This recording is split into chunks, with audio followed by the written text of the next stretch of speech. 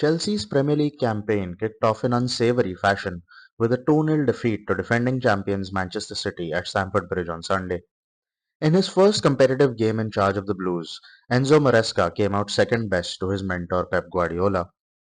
The Italian started with two traditional fullbacks in Malo Gusto and Marco Corella, with Cole Palmer and Christopher Nkunku as inverted wingers in a 4-2-3-1 setup.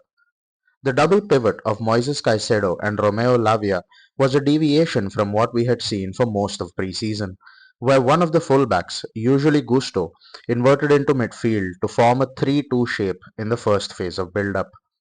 It remains to be seen if playing Caicedo and Lavia together will become a regular occurrence, or if it was a move specific to the opponent, with Man City starting with Kevin De Bruyne and Bernardo Silva in a loose 4-1-4-1 formation. Guardiola's men looked much the better side in the opening quarter of the game, and it was the positioning of Rico Lewis from right back that was interesting to see. In Rodri's absence through injury, Mateo Kovacic played as the single pivot, and rather than playing alongside him, Lewis pushed even further forward to occupy the right half space. This allowed Bernardo Silva to play much more centrally and helped create a 3v2 against Caicedo and Lavia. Nkunku wasn't exactly doing a marvellous job at staying close to the City fullback.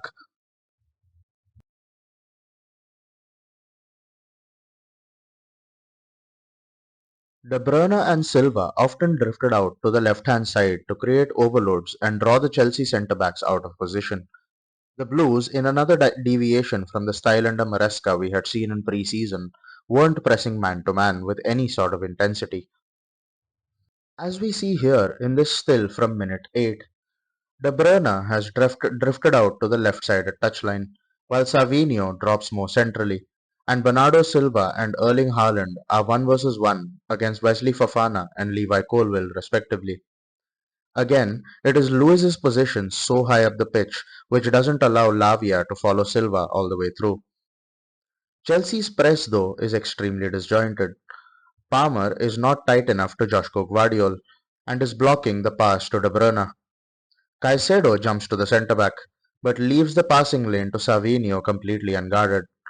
The Brazilian winger is able to receive, turn and run at the backline, forcing Fofana out and leaving Silva unmarked.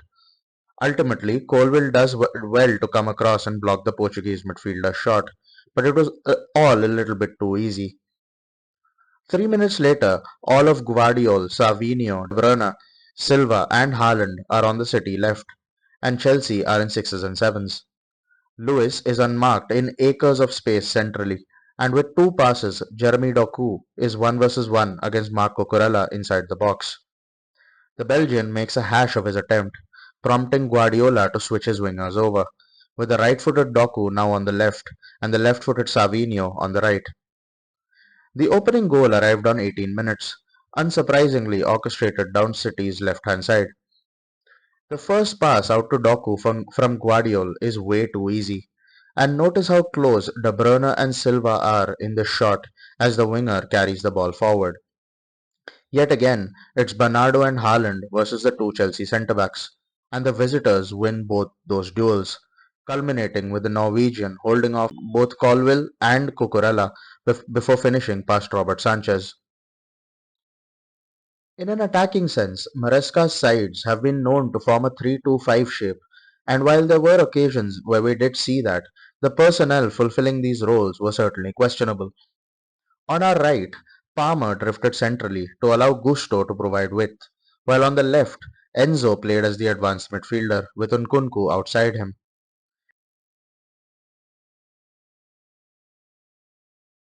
With Kovacic playing as the single pivot, quick passes into the two high eights were surely our best form of attack, but it wasn't something we saw nearly enough of in this game. Here are a couple of occasions where we did. On minute 28, Lavia to Enzo to Nkunku on the left, and 4 minutes later, Lavia to Palmer to Gusto on the right. It was surprising that no out-and-out winger started the game, seeing how Maresca likes his wide players to hug the touchline and be one-on-one against the opposition fullback at every possible opportunity. Noni Madueke was one of our best players in pre-season, scoring 3 goals and being a constant creative outlet. We see the lack of width here in the average player positions at halftime. Number 27, Gusto, is the widest man on the right, and as a fullback, spent a considerable portion of time in his own half. On the left, number 18, Nkunku, is much more comfortable drifting centrally. We see the contrast between the Frenchman's positioning with that of number 19, Pedro Neto, who came on just before the hour mark.